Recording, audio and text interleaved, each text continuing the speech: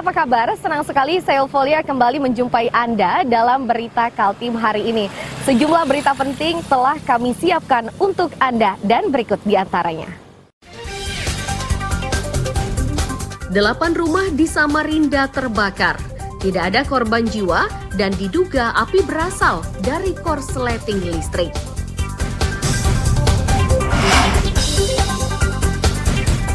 Otorita IKN memastikan pembangunan ibu kota Nusantara tetap berlanjut.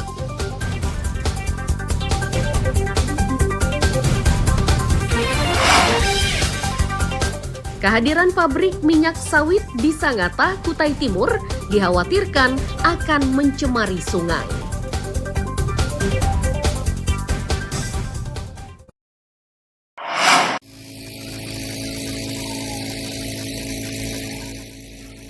Puing-puing hangus ini adalah sisa kebakaran yang terjadi di permukiman padat penduduk Jalan Gatot Subroto, Gang 11, Kelurahan Bandara, Sungai Pinang, Samarinda.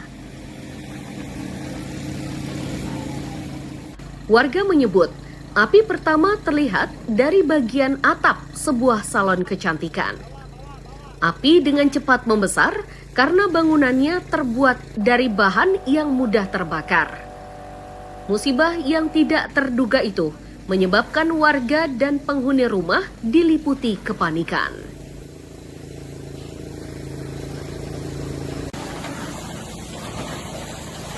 Atas, Pak. Dari atas ya? Iya, dari atas. Oh, itu awalnya kecil ya? Iya, dari atas, Pak, langsung. Ada suara-suara ledakan gitu? Enggak ada. Ya, langsung api nyala, orang-orang pada keluar semua, Pak. Oh, ada orang yang itu? Atas ada tapi keluar, salon. Oh, salon ya? Iya, tapi dari atas kabel, Pak. Dari atas. Dari atas nyambar ke rumah? Ya, mungkin ada yang konslet, Pak. Pada saat itu, apa yang dilakukan sama warga sekitar?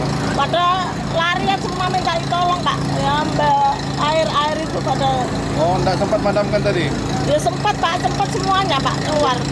Enggak, maksudnya memadamkan, berupaya memadamkan? Iya, ada sempat bawa air semua pakai ember-ember semua, Pak. Tapi nggak bisa ya? Karena... Nggak bisa, tapi sudah api sudah terlanjur besar.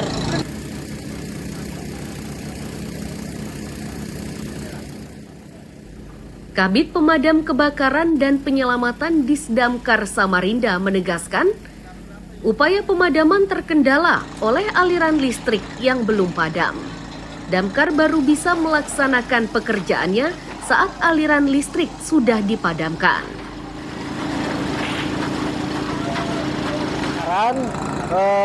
Ini rumah kios yang terbakar. Ada 7 kios. Untuk penyebabnya ada korsleting listrik. Dan kami menurunkan ada 2 posko 2 dan posko 7. Ada kendala nggak dalam proses? Untuk kendala tidak ada karena posisi di pinggir jalan besar. Jadi armada kita cepat masuk dan PLN juga tadi lambat mematikan lampunya. Jadi kami belum bisa menyemprot apabila PLN belum mati.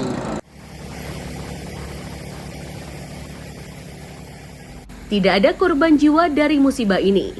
Dugaan sementara, kebakaran disebabkan korsleting listrik. Amir Hamzah dan tim liputan melaporkan dari Samarinda.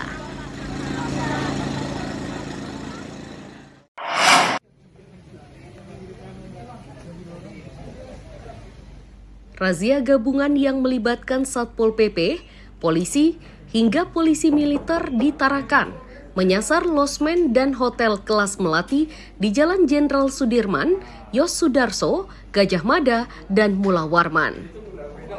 Satu demi satu penghuni kamar penginapan diperiksa identitasnya. Jika mencurigakan, maka petugas akan mengangkutnya. Dari razia, petugas mendapati satu kamar yang diisi 7 orang, terdiri 5 pria dan 2 wanita. Keterkejutan petugas bertambah saat ditemukan alat hisap sabu-sabu atau bong lengkap dengan 1 paket sabu-sabu. Kemudian dari hasil yang didapat dari kegiatan ini ataupun diamankan, itu total berjumlah 30 orang, terdiri dari 15 perempuan dan 15 laki-laki. Untuk yang berpasangan kita temukan di dalam kamar itu ada 5 pasang. Ini dari tempat-tempat ataupun hotel yang berbeda-beda, seperti itu. Dan juga tadi ada kami temukan salah satu losmen itu di dalam kamar terdapat 7 orang, 5 laki-laki dan 2 perempuan. Dan ada kami temukan sedikit barang bukti berupa sabu-sabu.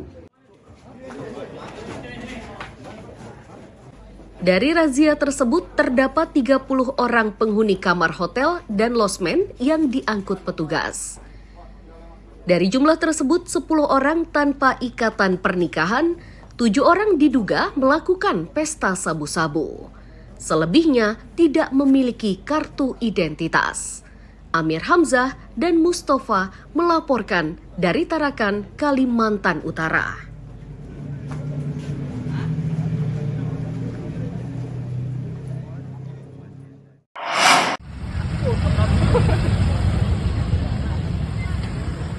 Pelaku balap liar di Simpang Lembuswana, Samarinda Ulu, dibuat tidak berkutik oleh tim gabungan Polresta.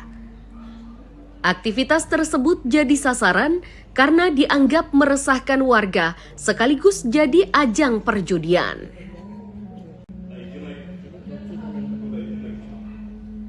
Kapolresta Samarinda menyatakan penangkapan terhadap para pelaku balap liar melibatkan beberapa satuan, mulai dari Satlantas, Satreskrim, hingga Satsabara Polresta.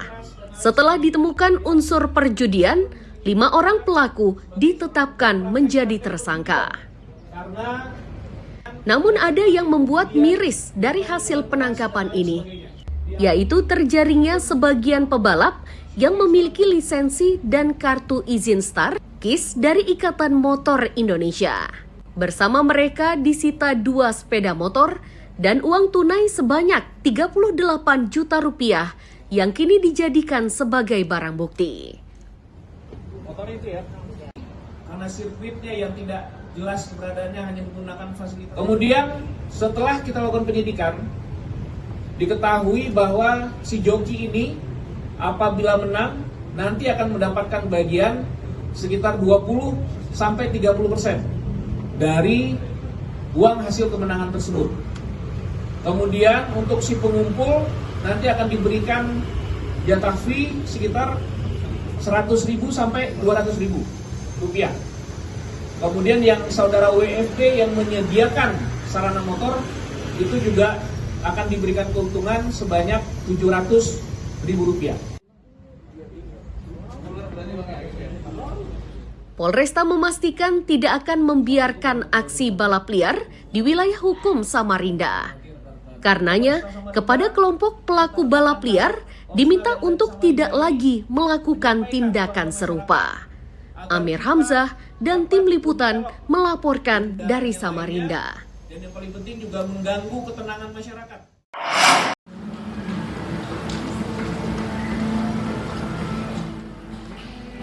Satu dari 2 tersangka yang ditangkap polisi di Samarinda ini berinisial AT.